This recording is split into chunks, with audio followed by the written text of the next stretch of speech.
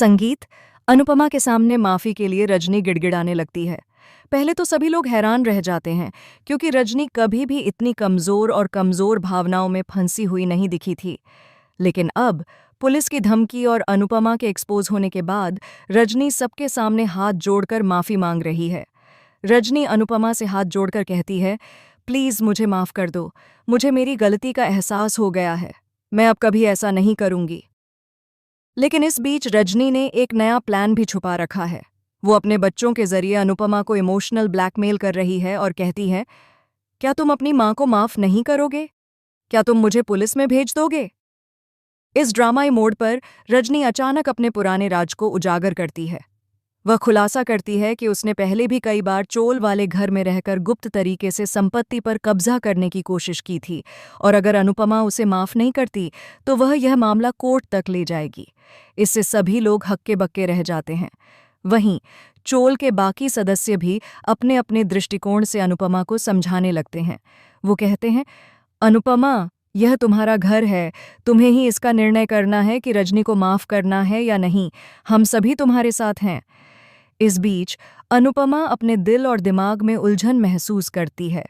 एक ओर तो रजनी की सच्चाई सामने आ चुकी है, दूसरी ओर उसके बच्चे और परिवार रजनी के पक्ष में भावनाओं के पुल खींच रहे हैं।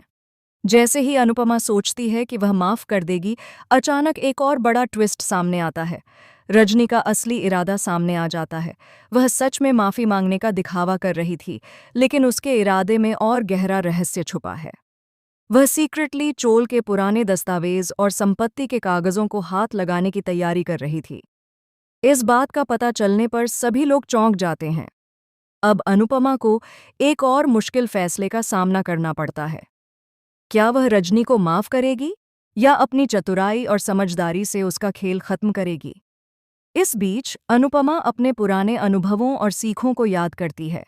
वह धीरे धीरे अपने परिवार और चोल वालों से सलाह लेने लगती है। चोल के लोग भी अपने अनुभव साझा करते हैं कि किस तरह से रजनी ने पहले भी कई बार धोखा दिया है। इसी दौरान रजनी अपने असली चेहरे को दिखाने लगती है। वह अचानक चिल्लाती है, तुम सबको लगता है कि मैं डर गई हूं? मैं अपने बच्चे और संपत्ति सब वापस पा लूंगी, चाहे जो भी हो। इस धमाकेदार मोड़ पर अनुपमा अपने साहस और समझदारी के साथ सामने आती है। वह रजनी के चालाकी भरे प्लान को बेनकाब करती है और कहती है, अब और नहीं, यह घर मेरे परिवार का है और मैं इसे किसी के भी डर या चालाकी के लिए नहीं छोड़ सकती। रजनी का यह खुलासा और अनुपमा की दृढ़ता चोल वालों के लिए भी एक बड़ी सीख बन जाती है। अब चोल वाले अपने घर में सुरक्षा और नियमों को और सख्त करने का फैसला करते हैं। वहीं अनुपमा की छवि और भी मजबूत होती है।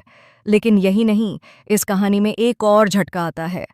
रजनी अपने पुराने दोस्तों को बुलाकर एक और नया ड्रामा सेट करने की कोशिश करती है ताकि अनुपमा और चोल वालों को परेशान किया जा सके। इस मोड़ पर भी अनुपमा अपने बुद्धिमत्ता और धैर्य से स्थिति को संभालती है और रजनी के हर कदम को पलट देती है।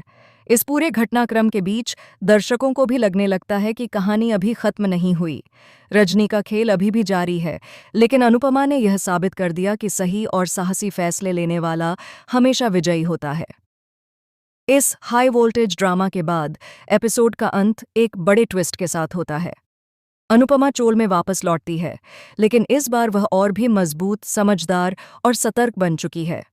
रजनी और उसके प्लान्स का सामना करने के लिए वह पूरी तरह तैयार है। आपको क्या लगता है? क्या अनुपमा अगले एपिसोड में रजनी को पूरी तरह सबक सिखाएगी या रजनी फिर से कोई नया प्लान बना लेगी? कमेंट में अपनी राय जरूर साझा करें। साथ ही टेलीविजन से जुड़ी लेटेस्ट अपडेट्स और हाई वोल्टेज ट्विस्ट्स के लिए हमारे चैनल को सब्सक्राइब करना बिल्कुल न भूलें।